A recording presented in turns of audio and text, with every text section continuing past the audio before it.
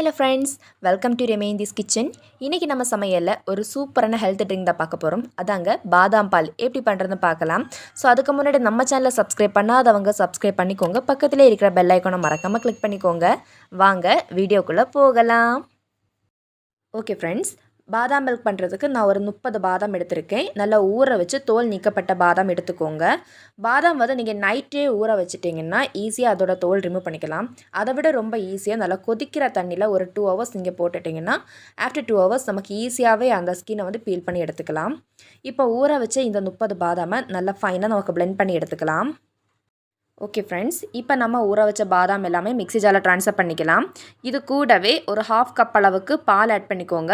பால் வந்து ஃபுல்லாகவே ஆட் பண்ணிக்க வேண்டாம், கொஞ்சம் கொஞ்சமாக ஆட் பண்ணி பிளெண்ட் பண்ணிக்கோங்க. அது மட்டும் இல்லாமல் பால் வந்து சுடு பண்ணி ஆற வச்ச பால் வந்து ஆட் பண்ணிக்கோங்க. ஓகே ஃப்ரெண்ட்ஸ், பாதாம் பேஸ்ட் சூப்பராக ரெடி ஆகிடுச்சு. இப்போ நம்ம பாலை கொதிக்க வைக்கலாம். இப்போ நம்ம பால் ஆட் பண்ணிக்கலாம். பால் பார்த்திங்கன்னா நான் 1 லிட்டர் அளவுக்கு பால் எடுத்திருக்கேன். ஸோ பாதாம் பாலில் பார்த்திங்கன்னா நிறையவே ஹெல்த் பெனிஃபிட்ஸ் இருக்குது. குறிப்பாக பாதாமில் பார்த்திங்கன்னா நிறைய விட்டமின்ஸ் அண்ட் மினரல் கண்டென்ட் இருக்குது. அது நம்ம உடம்புக்கு ரொம்பவே யூஸ்ஃபுல்லாகி நிறைய ஹெல்த் பெனிஃபிட்ஸ் ஆல்சோ இதில் இருக்குது. ஸோ பாதாமில் பார்த்திங்கன்னா anti oxidants and vitamin E எல்லாம் இருக்கிறனால நம்ம உடம்புல இருக்கக்கூடிய ஃப்ரீ ரேடிக்கல்ஸை ரிமூவ் பண்ணுறதுக்கு சப்போர்ட் பண்ணுறது, நம்ம இம்யூன் சிஸ்டமை இன்க்ரீஸ் பண்ணது சப்போர்ட் பண்ணுது.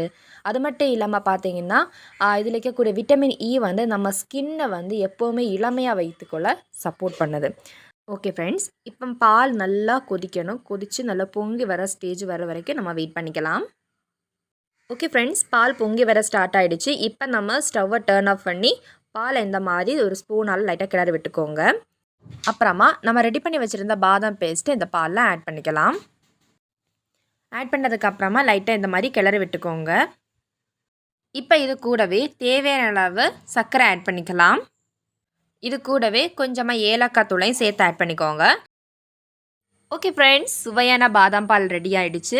பாதாம் பால் கூடவே நீங்கள் கொஞ்சமாக குங்குமப்பூவும் ஆட் பண்ணிக்கலாம். எதுக்காக பார்த்தீங்கன்னா எல்லோ கலர் வர்றதுக்காக. இது ஆப்ஷனல் தான். ஸோ பாதாம் பாலில் பார்த்தீங்கன்னா நிறையவே ஹெல்த் பெனிஃபிட்ஸ் இருக்குது. குறிப்பாக பார்த்தீங்கன்னா சின்ன குழந்தைகளை நம்ம கொடுக்குறதுனால இது அவங்களுடைய மெமரி பவரை இன்க்ரீஸ் பண்ணுறதுக்கு ரொம்பவே சப்போர்ட்டிவாக இருக்குது. ஸோ ஓகே ஃப்ரெண்ட்ஸ், மேலும் பாதாம் பாலுக்கு டேஸ்ட் கொடுக்கறதுக்காக கொஞ்சமாக வந்து டாப்பிங்ஸ் பார்த்தீங்கன்னா கொஞ்சம் பிஸ்தா பருப்பு ஆட் பண்ணிக்கலாம். அப்புறமா ட்ரை பண்ணி வச்சுருந்த ரோஸ் பெட்டல்ஸ் கூட ஆட் பண்ணிக்கோங்க. இது ஆப்ஷனல் தான். இது கூடவே பார்த்தீங்கன்னா கொஞ்சமாக குங்குமப்பூ கூட ஆட் பண்ணிக்கோங்க.